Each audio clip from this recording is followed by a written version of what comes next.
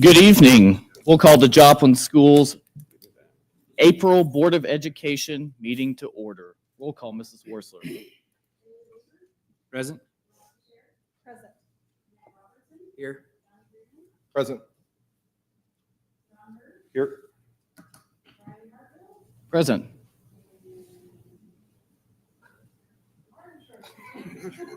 Present. If you would, please stand and join me in the Pledge of Allegiance. Allegiance to the flag of the United States of America and to the republic for which it stands, one nation, under God, indivisible, with liberty and justice for all. I'd entertain a motion to approve the agenda as presented, please. So moved. We have a motion by Mr. Greenlee, a second by Ms. Schroeder to approve the agenda as presented. Any further discussion on this item? Out of the consent agenda, can we pull item 4A out, please? Item number 4A, do we have any opposition to that? Okay, item number 4A will be moved to the regular agenda at the end after the purchase of school buses. Motion to approve amended agenda.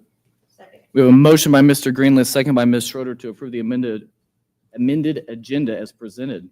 Any further discussion on this item? Hearing none, please vote.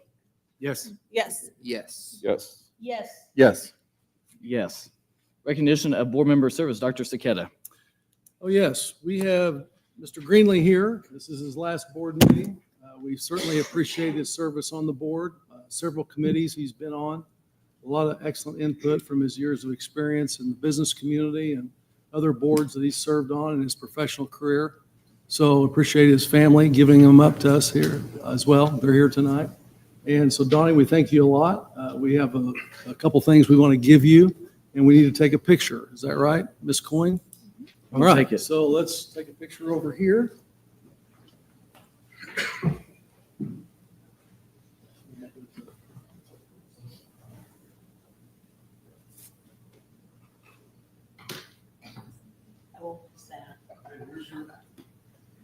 We have a plaque for you, Donnie, in grateful recognition of your service to the Joplin School Board, exceptional leadership and dedication for our students and community. Thank you very much. Thank you, sir.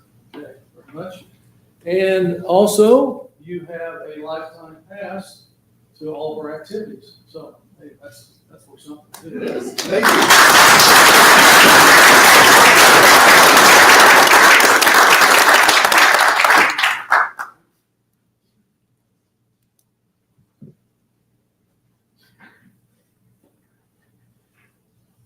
Certification of the Joplin Schools April 8th Board of Election results, Dr. Saketa. Okay, so we had an election on April 8th. We have the certified results from both counties in by Missouri revised statutes. The election results need to be certified by this board. There were two positions for 3-year terms. The candidates for Jasper County and Newton County, total votes, David Weaver, 1631. Lori Musser, 1660. Thomas Ross, 616. Derek Gander, 820 votes. Write-in, 21. And another write-in of 8. The voters in Jasper and Newton counties have spoken. The administration recommends the board accept the election results as certified by the county clerks of both Jasper and Newton counties. I entertain a motion to approve the certification of the Board of Education election results. So moved. Second. We have a motion by Mrs. Sherrick, a second by Mr. Robertson to approve the Board of Education election results as presented. Any further discussion on this item? Hearing none, please vote. Yes. Yes. Yes. Yes. Yes. Yes. Yes. We will adjourn, sign, die. Okay, and now we will have the swearing in of our new board member by Ms. Worsler And David, too. and David Weaver. Correct, yeah. And our incumbent. I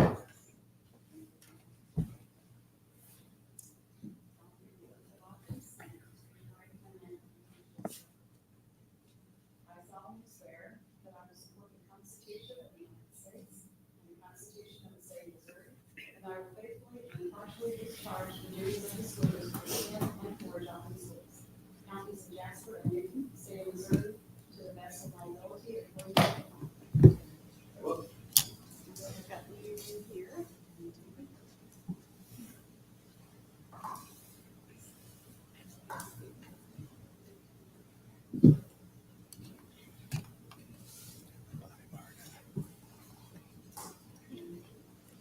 He takes my spot.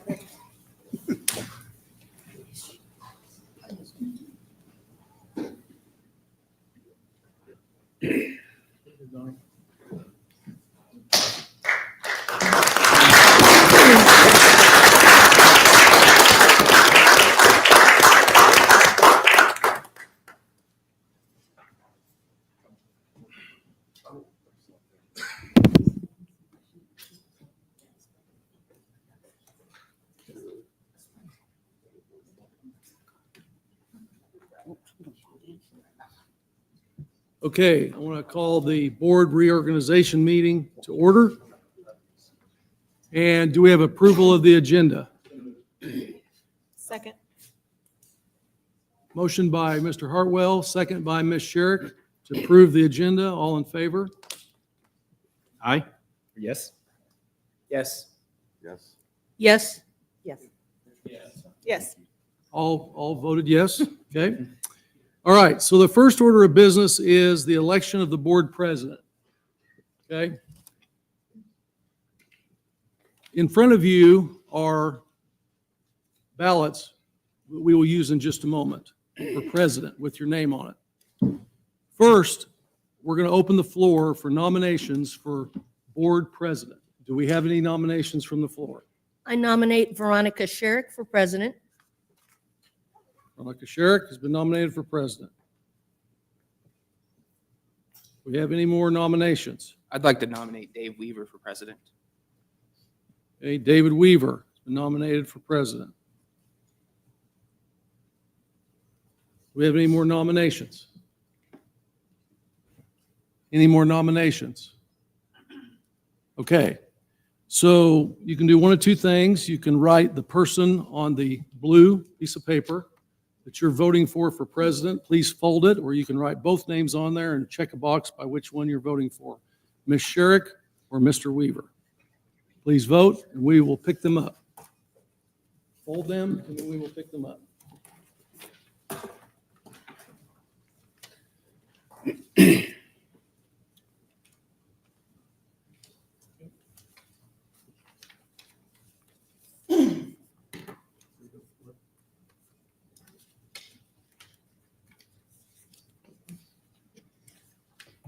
Okay. We'll read the votes out loud. Schroeder, Veronica Sherrick.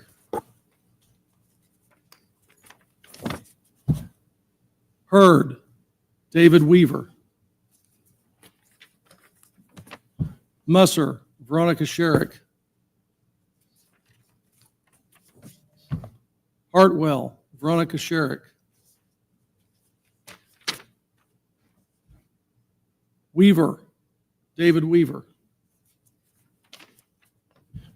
Sherrick, Veronica Sherrick. And Robertson, David Weaver. Veronica Sherrick is the new board president. Congratulations.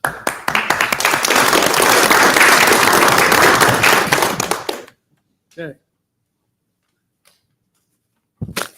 Next, we will take nominations for vice president. Okay. Riley Hartwell has nominated David Weaver.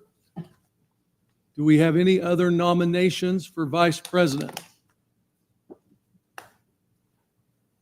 Any other nominations for vice president?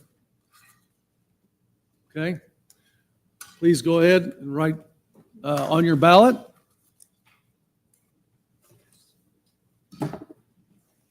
I'll pick them up.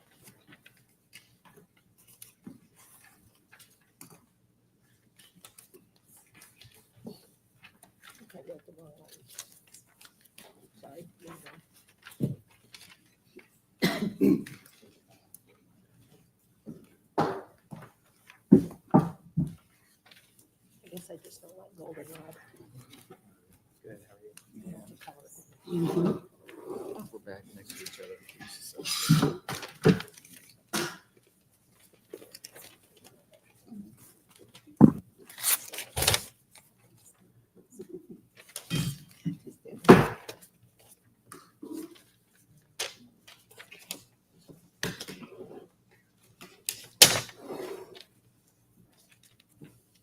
Okay.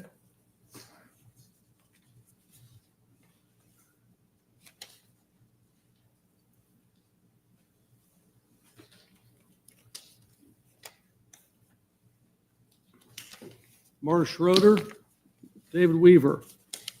Veronica Sherrick, David Weaver. Lori Musser, David Weaver. John Hurd, David Weaver. Matthew Robertson, David Weaver. David Weaver, David Weaver. And Riley Hartwell, David Weaver. Congratulations, David. You're now the Vice President of the Board of Education.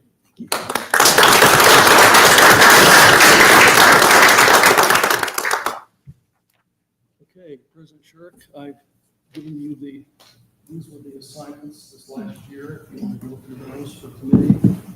And that way, that we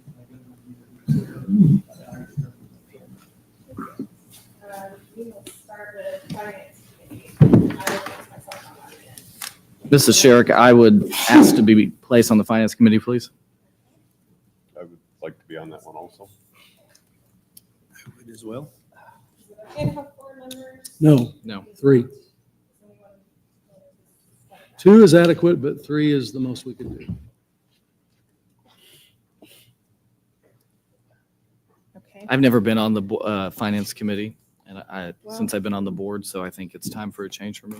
So my first 3 were Sherrick, Hartwell, and Hurd. We'll take those 3. And then next committee is policy. I would like to do the policy. Okay. Anyone else? I would join that one also. Thank Sure. you. Anyone else on policy? The safety committee? I'd like to continue on safety, please. I could serve on that one. Thank you. I would like to do safety as well. Okay. And the data committee is what we have left. I would also like to serve on the data committee. Thank you. Data committee also, please. Thank you.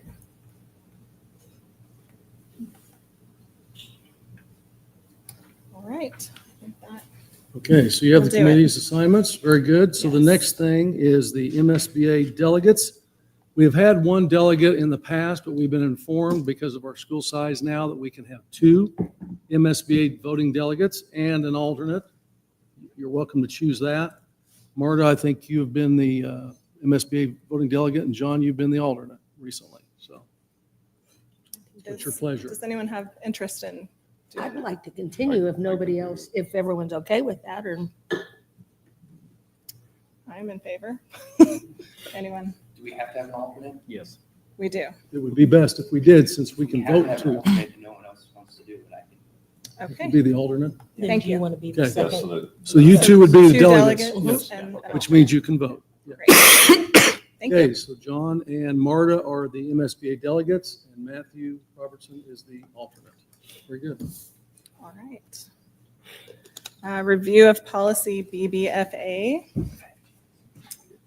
You all should have this in front of you. I'll read the first part, but not the entire policy for you. It says, board member conflict of interest and financial disclosure. All directors of the Joplin Schools Board of Education shall adhere to the laws regarding conflict of interest and avoid situations where their decisions or actions in their capacity as board members conflict with the mission of the district. And if you'll review this policy, I believe Ms. Worsler has something for us all to sign. She'll pass around. Okay, we will move on to reports. I have board celebrations for April.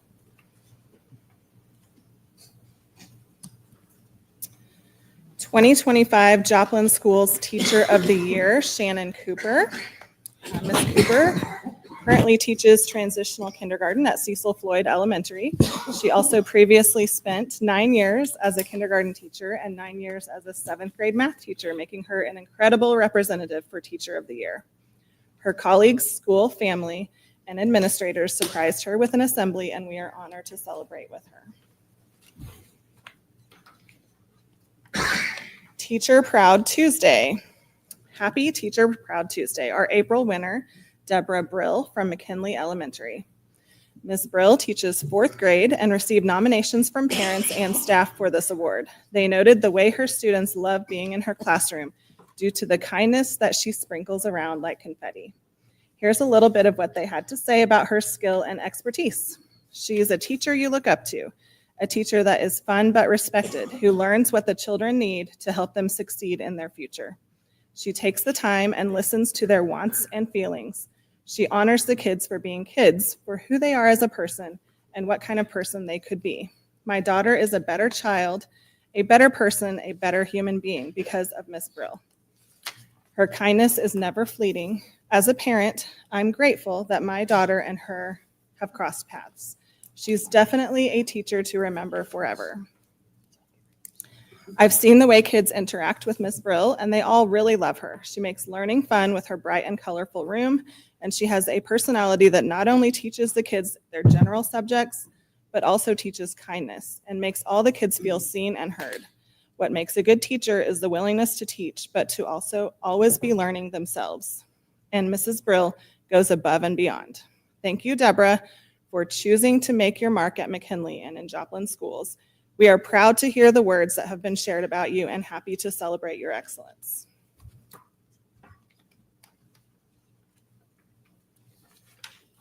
Next, we have our support staff nominees and our winner for 2024-25.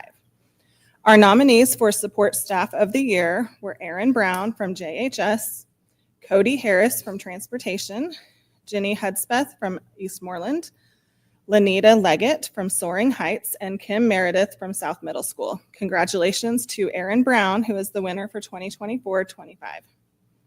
Aaron is the technology lead at Joplin High School and FTC, providing exemplary service to students and staff that regularly extends beyond typical job duties. Nominators noted Aaron's placement as the driving force behind numerous initiatives that have transformed the way JHS and FTC educators and students interact with technology. His proactive approach in implementing state-of-the-art digital tools, ranging from interactive whiteboards to comprehensive learning management systems, has significantly enriched classroom instruction and fostered an engaging learning environment.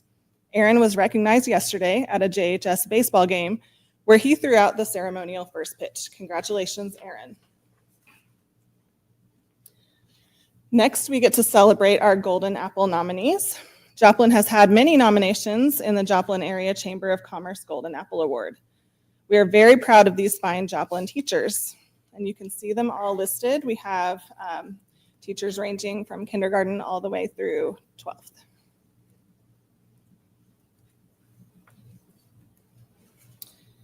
The South Middle School esports team. Last month, the winter esports team for Pokemon Unite competed at regionals and won to progress to the state competition. Then the following weekend, they attended state competition and won the entire event. This makes them the best middle school Pokemon Unite team in the state of Missouri. PSU and Franklin Tech partnership. We are thrilled to celebrate the brand new Crossland School of Technology Enterprise Program, a partnership between Franklin Tech High School and Pittsburgh State University that offers full ride tuition scholarships for up to 10 Joplin FTC students per year. The scholarships will provide full tuition and fees at PSU starting in fall 2026, which will be renewable for 2 to 4 years depending on the program in which they choose to enroll. Our job is to prepare them for the workforce, said FTC Director Casey Dorton. And we couldn't do it without strong community partners. This partnership gives our students a valuable pathway toward a career. Please join us in thanking our friends at Pitt State and the Crossland School of Technology for this amazing opportunity for our students. That wraps up a really great month. Very good. Yes. Next, we will have the student advisor report, Ms. Ransdell. All right. The chamber orchestra. Our chamber orchestra received a gold rating. This means that they were given straight ones from all 4 judges at the competition. 3 of the judges rated prepared pieces, and 1 of the judges rated the student skill at sight reading. Congratulations to the JHS Chamber Orchestra. Concert band. Our concert band also received straight ones at their competition. Their hard work, dedication, and talent really paid off, and this achievement really highlights the effort that they have put in all year. They have set a high standard for excellence, and we couldn't be more proud of them. Keep up the amazing work, concert band. Constitution team. Our Constitution team seniors, Adam Batter, Lily Kate Binfield, Christian Kavanagh, Duncan Fogarty, Parker Hinman, Josiah Hazelwood, Ty Matheson, Kendall Ramsey, and Kate Tyson competed at the Missouri Bar's Show Me the Constitution state competition on April 7th, earning first place with an outstanding combined score of 1,000 out of 1,080, earning first place with outstanding scores. The president of the Missouri Bar is planning to meet with our team to congratulate on their achievement. Math League. Our Joplin High School Math League was awarded first place in Class D at MSSU Math League competition on April 8th. They competed 5 times across the school year with the cumulative total determining the winner. They beat out Nixa, Carthage, Pittsburgh, and Carl Junction to win the large schools division. Christian Kavanagh won first, and Tanner Seelix won second, and were recognized as top individuals in Class D. JAG. Jobs for American Graduates won first in state in business plan. They also won second in service learning with a total of 881 hours in community service for the unhoused. Skills USA. 3 of our culinary arts seniors recently competed at the Missouri Skills USA state competitions and brought home medals. Kylie Prather won the bronze medal in culinary arts, Samaya Hill won the silver medal in leadership essay, and Molly Howell won the gold medal in restaurant service technical information. PSU Research Colloquium. 5 research students traveled to Pittsburgh State University to compete in Research Colloquium high school division. In first place, Christian Kavanagh, second place, Maya Craven, and third place, Hannah Sargent. In Special Olympics, Peer Buddies and Student Council partnered to host a school-wide send-off for the JHS Special Olympics participants. After the send-off, the athletes participated in a great day of competitions. JETHD Media Showcase. The JETHD members competed at the annual MSSU Media Showcase, and they took home some awards today.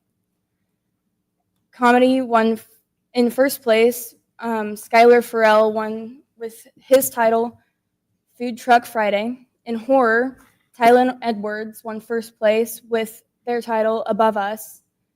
In music video, Joseph Dale, Clara Bell, Reagan Lawrence, and Isaac Plum won first place with their title, Rainbow Connection Parody.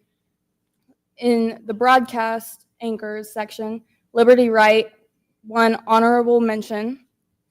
In the news package section, Ethan Bird won second place with their title, Porch Fest, and Liberty Wright won third place with their title, FTC Tour. In the commercial section, Carly Dunn won honorable mention with their title, Attack Plushies. In the podcast section, Dennis Bateman won second place with their title, Paranoid Radio Podcast, and Edward Seavey won third place with Bcast Podcast. And the JHS baseball team season is currently off to a great start with their record at 6-1. Great, thank you. Superintendent report, Dr. Saketa, please. Okay, our first strategic focus is Dr. Mwangi has a presentation or two for us, title Presentation Program Eval. Yes, and Dr. Dickey's actually going to share this presentation tonight. Get that pulled up here. Yep. Perfect. Okay. Thank you. Perfect. Won't take a ton of time tonight. We're going to highlight some of our title programs, but I wanted to draw attention to all of our federal budgets and their impact on the school district. So what you're seeing on the screen right now is the approximate budget impact of our federal revenue streams and the grants. So we bring in a little over $12.3 million in federal grants that support our students here at Joplin Schools.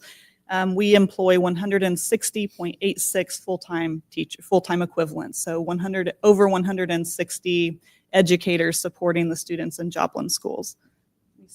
Thank you. This is just a slide that you can always reference back to if you want to look at numbers specifically by type of program. And you probably have heard all of these names and are familiar with some of them, but it's nice to see them all in one place when we're thinking federal impact on the district and the impact on all of our students. And so when I think about federal funding and the impact of Title and these other programs on our students, we're really ensuring that we are reaching all students regardless of ability, language they may speak, housing, any special circumstance. These federal funds provide us with additional resources so that we can provide them additional supports beyond just the day-to-day instructional curriculum within their classroom. Title I is in our 10 elementary schools, and it's providing supplemental literacy and reading and also behavior support.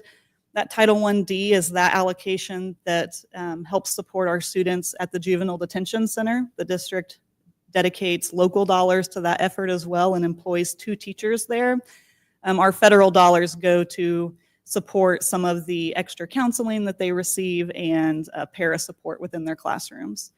I also want to highlight we are one of the 11 districts in the state that receive a full homeless education grant that employs 3 employees, but we have over 450 homeless students right now that qualify under McKinney-Vento, and so that provides a tremendous amount of support to those students beyond just the FTEs that we hire to support them day to day. We also are able to use our Part B special education dollars to hire all of our paraprofessionals and behavior interventionists in the district. That is a huge impact on our budget and all of these kids that we serve in our district through resource instruction, intensive programs, and CBSS. I don't think there's any more slides. Okay. I'm happy to answer any questions you might have about federal impact on the school district. What percentage of our budget is that? It's about 19. Yeah, when we've had the COVID money coming in, it really fluctuated that federal percentage, and so I pulled that off of here because it's not year to year. So it's yeah. But our total budget was around 124 million. 12 million and 124 is 19%. Yeah, we'd have to. That's a really great question, but I didn't calculate total percentage off the. But It's about 8% though, right? yeah, it's a big piece of it. But if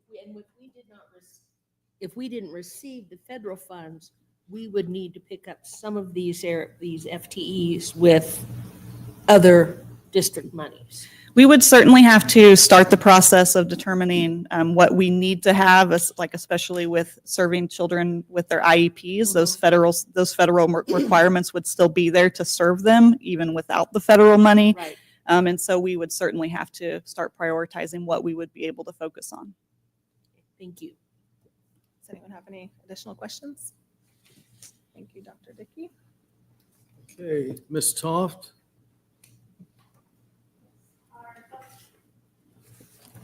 Our health and dental report, through March, we've expensed $5,949,535, or approximately 73% of the budget.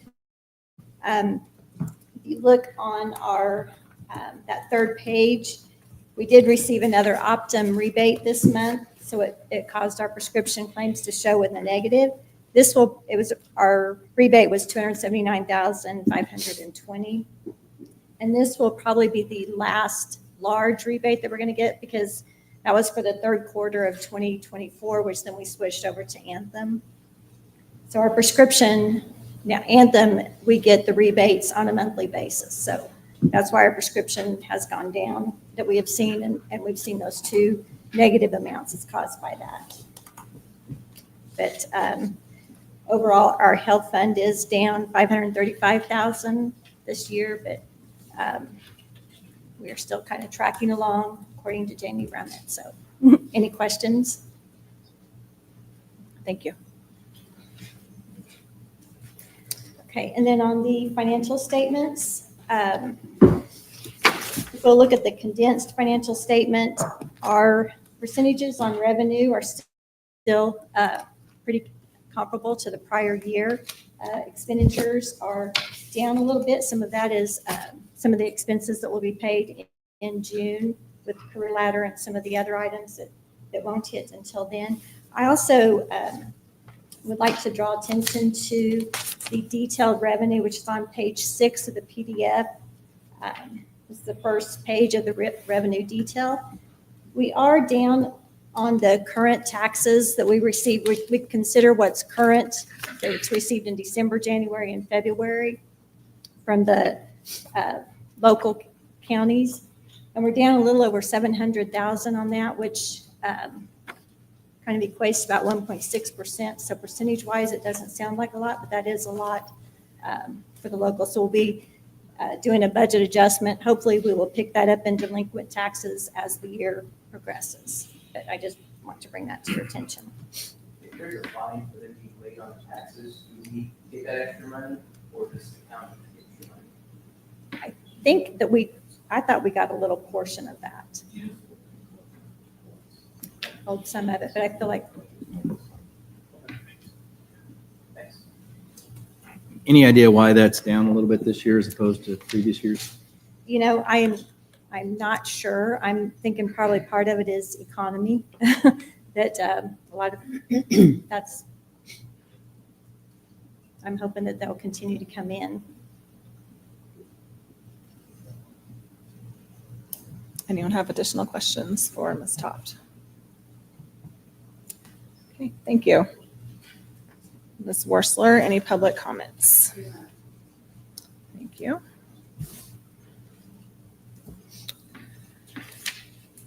Move on to the consent agenda.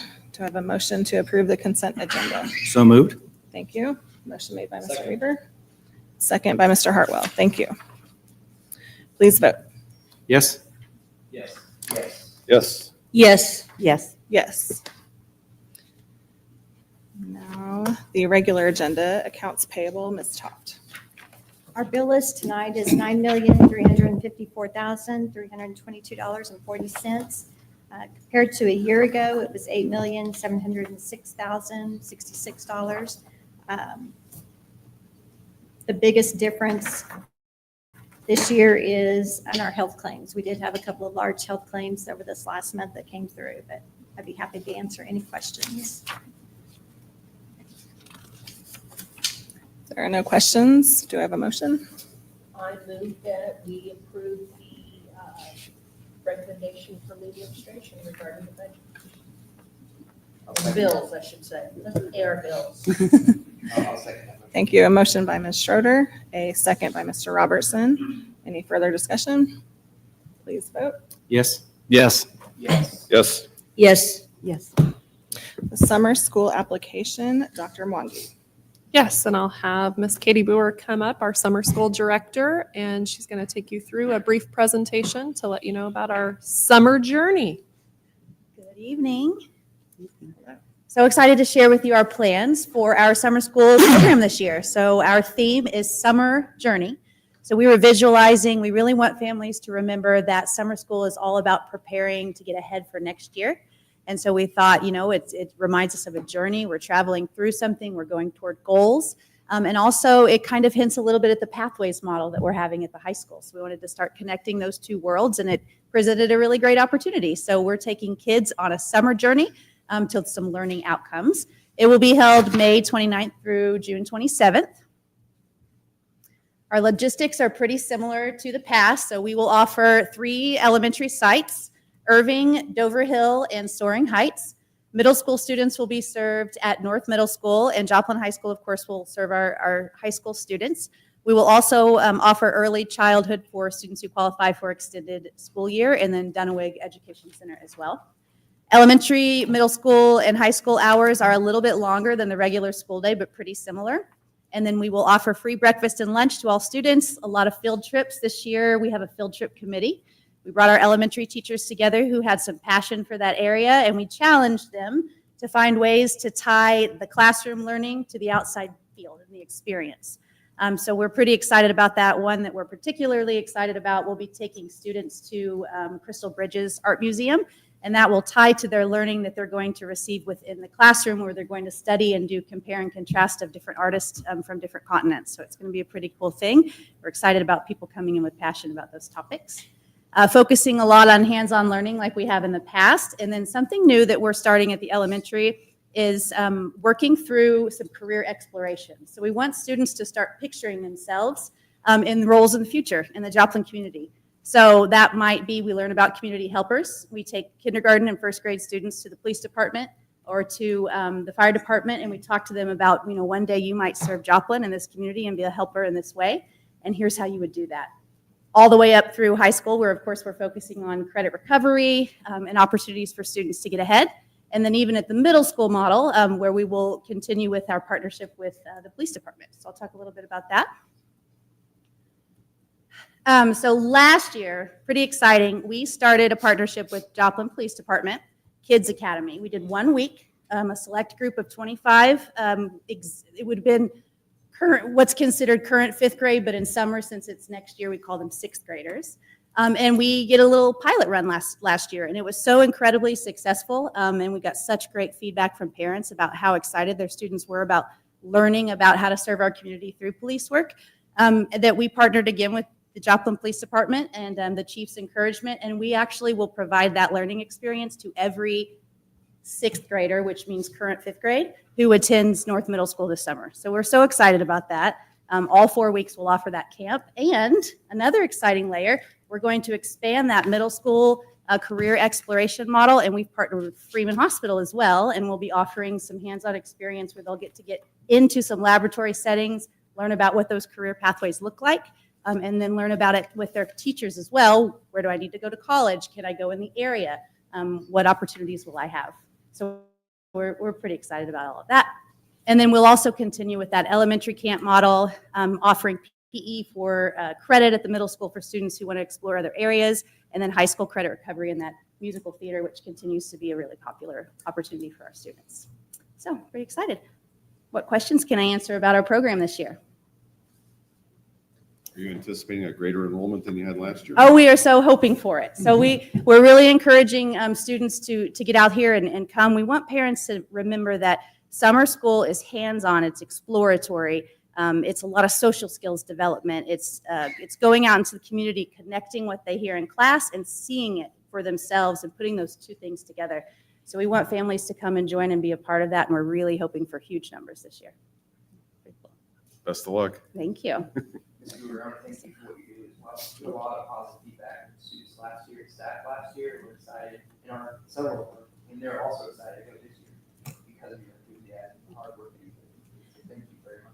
Thank you. Your support means a great deal to us, and I want to tell you that the enthusiasm that you offer us and the support when we come to you, we can take that back to the teachers, tell them how much you support us, how the families are giving good feedback from the community, and that gives teachers that drive to get in that classroom and teach every day, engage with kids every day, and just be really active and partner them with their learning. So thanks for having our back, guys. Appreciate you. And a cool thing Katie has done the past couple of years is bringing teacher committees together. So summer school development is definitely heavily teacher influenced with what we're putting on. And so I think that takes the ownership into it as well, with this team being really excited. So they've done really, really heavy lifting this spring. And, Dr. Mwangi, that's a really good point.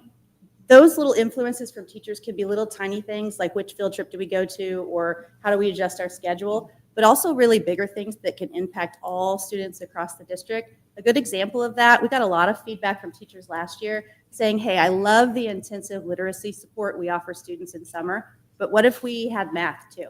And so this year we actually have identified one of our Title I math specialists, and she is going to go across all 3 sites and provide some interventions with math and just with one grade level. We're going to take a look at that student achievement, see what big impact we can make in that amount of time, and then make a decision on if we'll continue to offer that in the future. And that idea came from a voice of a teacher on the committee.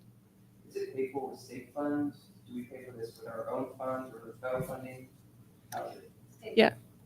We can get daily attendance on these kids from a prorated amount of the number of hours. It serves a lot of families and kids, but staff too, staff who want to work in the summer, who want to grow. I love seeing my kids there because that's 4 weeks out of summer, I don't have to So, it's fantastic. Well, we hope everybody sends their kids this year. Yes, So, absolutely. awesome. And they're probably having fun and learning. Bonus. Thank you, Ms. Boer, for all of your work on this. Thank you. Entertain a motion to approve. Second. Thank you. A motion by Mr. Robertson and a second by Mr. Weaver. Please vote. Yes? Yes. Yes. Yes. Yes. Yes. All right, property abatement, demolition, lot clearing. Dr. Harding. Yes, so as we've acquired properties around Jefferson Elementary, namely right now 104 North Monroe and 2211 West First, we are in a position now to start demoing those houses. And part of that space on 104 North Monroe is a very heavily wooded area. And so not only to give our students more access to some of that property, we're also going to need, with the construction beginning to start later this year, a place for the construction companies to kind of stage from. So we're in a position now to move forward with clearing that area and demoing those houses on that block. Did you not get another bid on this? No, we went through the TIPS purchasing co-op. Okay, so that's who Gherkin's through his tips? Mhm. Okay, Yes, sir. gotcha. And abatement is, what again? Sorry, I don't Asbestos. remember that word. That is that, asbestos? Asbestos This is- abatement. Yep. It's clearing it out or cleaning it up, or in some cases, they have to just protect it so it doesn't break apart and float in the air. I think it's needed. I was there, drove by. It seems as though that there's been a lot of items left in the yard, particularly at the Monroe property. So I think as a good steward of that neighborhood, it's critical that this comes down quickly. When do we anticipate that will happen? Well, as soon as this gets passed tonight, we can make the phone call tomorrow. Tell them they're clear to go. So I would make a motion to approve the property abatement, demo, and clearing as Matt has outlined at the 104 North Monroe property and 2211 West First Street. Second. A motion by Mr. Hurd, a second by Ms. Schroeder. Is there any additional? A couple weeks or a couple months process? You didn't answer how long you thought it would be. That's going to be on their timeline. I don't know exactly. You don't have a guesstimate on how long. Not yet. Dave might. Are you referring to the length of time it will take to complete the job or before they'll begin? I think to complete the job, as soon as they will get started, I look for that to probably take 10 days to 2 weeks. I do have one question. Are there any fixtures within the house, like for example, the house on Monroe, which was a larger home? Are there any fixtures like cabinets, lighting, anything that could be salvaged and donated, like the Habitat Restore? Nothing that would be desirable. Okay. Any additional questions? If not, please vote. Yes. Yes. Yes. Yes. Yes. Yes. Yes. The purchase of school buses, Dr. Harding. Yes, and I'll have Travis and Cody come up here to help discuss this. And so as we're moving forward with our fleets and the number of students that we're moving around and the needs of those students, and the time lag it takes to acquire buses, we have reached out to other busing companies. And so we have gotten a very competitive bid from Bluebird for 4 Bluebird school buses. We brought one down.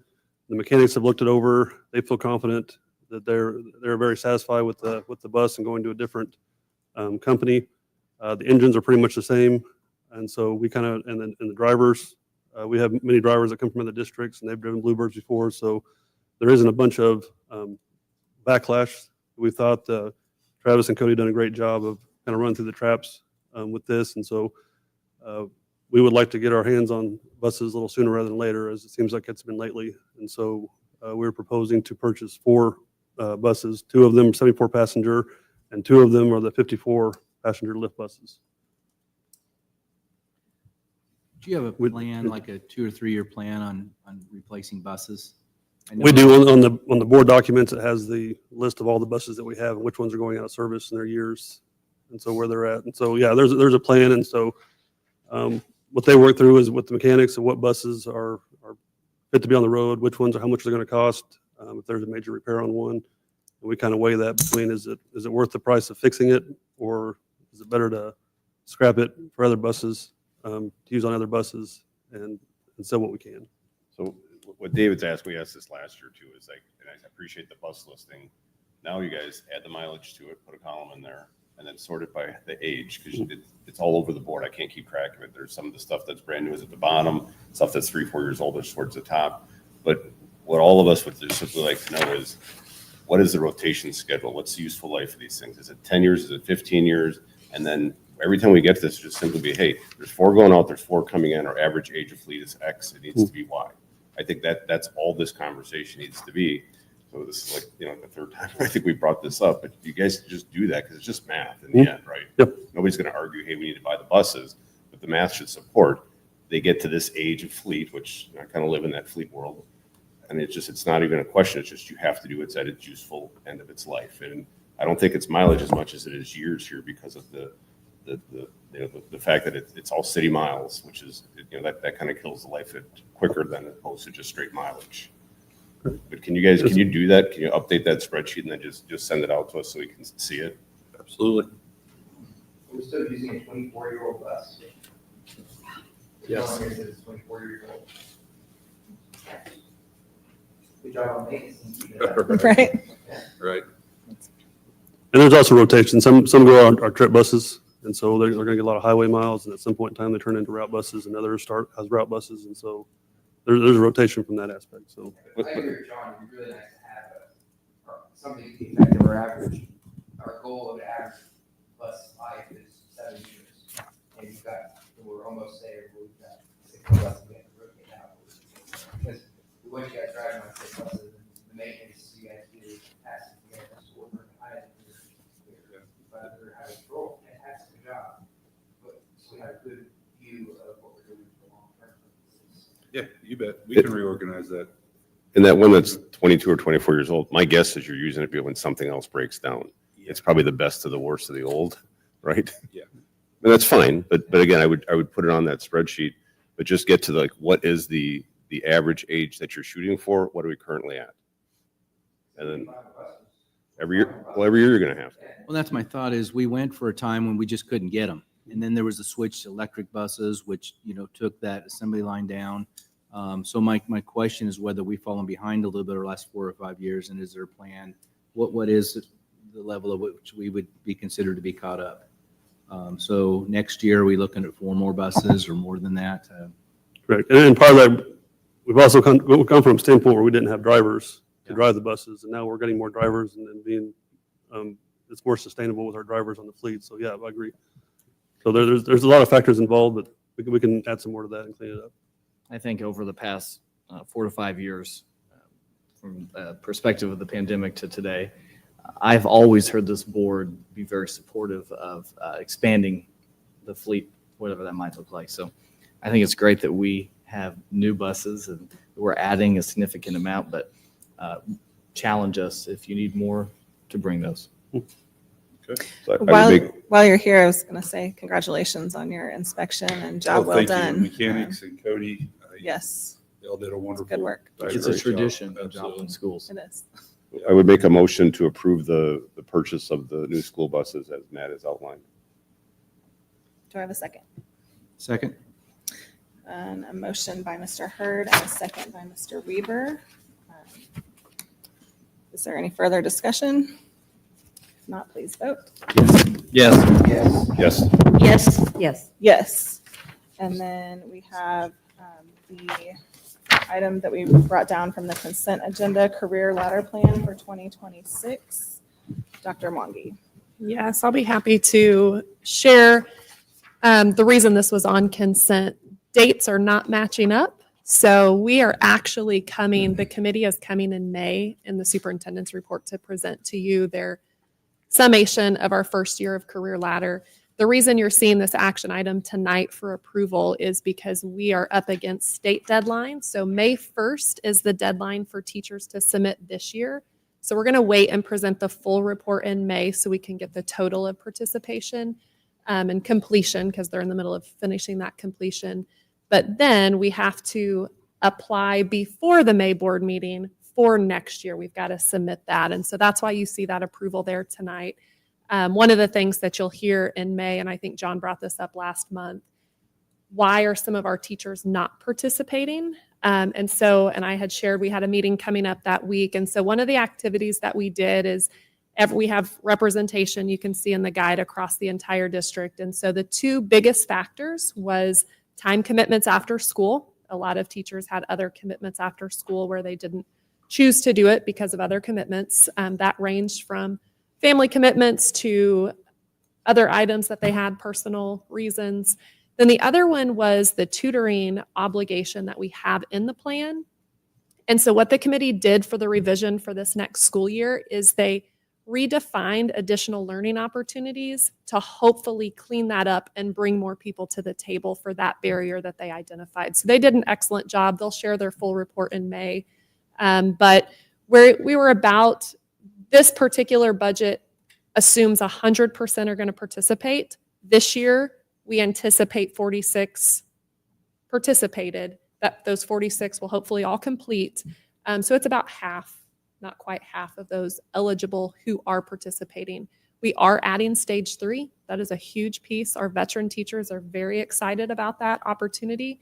The other thing that you will hear from them next month is for the first year, we waited to start clocking hours until August once plans got approved. Now that we're in the flow, we'll end this year, May 1st. Then about the 15th of May, we'll turn around and start submitting plans for next year. So even our teachers who may not be teaching summer school, they may be going in during summer school, clocking some tutoring hours or doing some different things with professional development over summer. So that's going to really help as well, I think, with attracting that for next year. Yeah, and that was my question on this, is that, does this seem like a classic, like win-win, great program? Win for our students, win for our teachers, win for their pocketbooks. And so I was just, surprised that we didn't have as high a participation rate as I thought we would.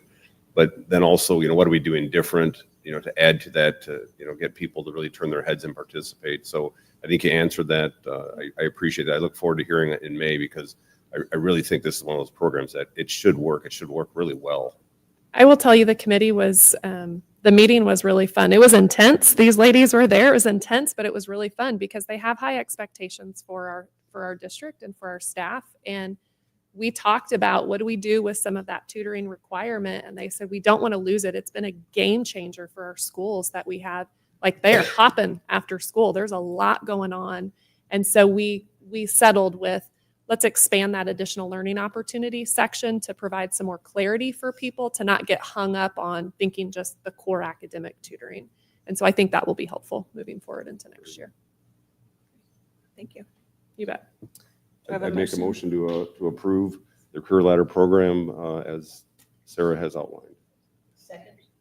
Thank you. We have a motion by Mr. Hurd and a second by Ms. Schroeder. Any further discussion? Please vote. Yes. Yes. Yes. Yes. Yes. Yes. Yes. Do I have a motion to adjourn to closed session? So move. I'll second. Motion by Mr. Hurd, a second by Mr. Anderson. Thank you. Please vote. Yes. Yes. Yes. Yes. Yes. Yes. Yes.